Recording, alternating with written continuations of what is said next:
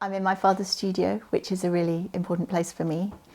We'd always be very respectful of his studio space, and we would never just kind of barge in. But, you know, we'd knock on the door and say, can I come in, even from an early age. And he would always show us what he was working on and talk about it. And he always wanted to know, my brother and I wanted to know our opinions about what he was doing, and he was very receptive. You know, he was absolutely brilliant as a father. He was very loving and very good fun. In so many areas, he was a massive influence on what I've gone on to do with my life. And as a musician, he was a massive influence. We had lots of spontaneous music making in the house.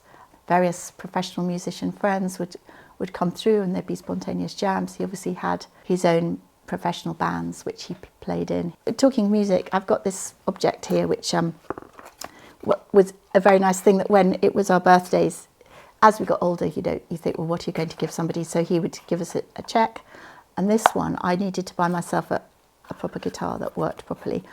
And he made me this little box, which is kind of one of the geometric later works put onto a little box that he made. And then inside he made this wasn't, you know, great work of sculpture, but he made this little wooden guitar and a note in there saying, you know, hope you can find a guitar that's really good to play.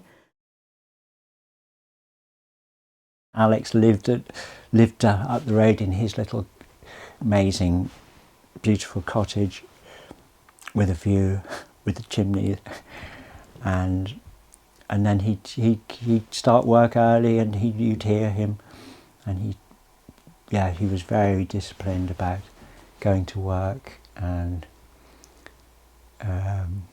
thinking things through. And then when he wasn't actually tapping away, painting, drawing, carving, thinking, he'd like get his banjo out and he'd be plonking away a few riffs on, or a guitar. So yeah, I think he brought music into his work really. Tone, the colour, work, simplicity. Oh yeah, what I love about Alex and his work, yeah, is this feeling of joy and humanity. Alex was really, really good at mixing colour in all the media, I think. Because I'm just looking at the dark of how my hair used to be back in 1979 when he was drawing a neighbour's daughter, Kate Chance. Yeah, the build-up of tone, he was so organised about that, and yeah, it became a sort of real mantra, this simplification. This wonderful drawing that we bought from a exhibition once from '85, which was like him studying actors at work, and I think this was a restoration comedy, but just the quality of the line drawing, the you know, the knowledge of the life drawing, really, just the foot position, the maid, the quality of the maid. I mean, she hasn't really got a face, but she's standing back, waiting. Beautiful. There's so much knowledge, isn't there, of drawing and simplifying.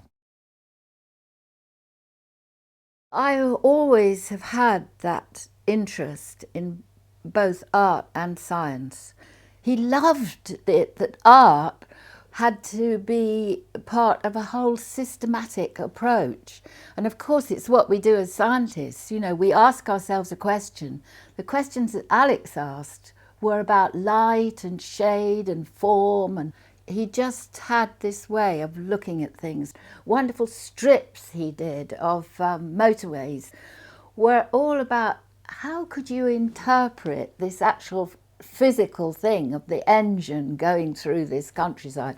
So in a way, I feel that, you know, I was also interested in everything like that contributed to my questions, and so it would be all the same elements that make our world, but my technology would be completely different.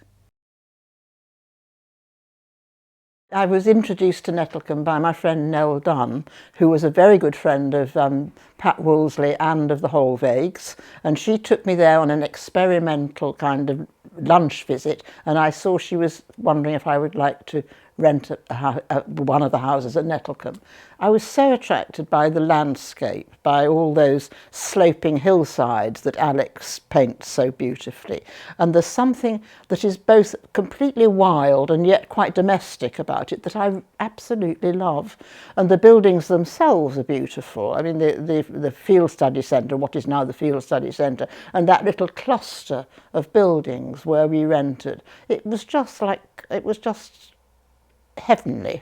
Alex was very welcoming in his studio. Mind you, I wouldn't have gone without being invited, but he always loved showing people around, and there was such a wealth of work there spreading back through the decades.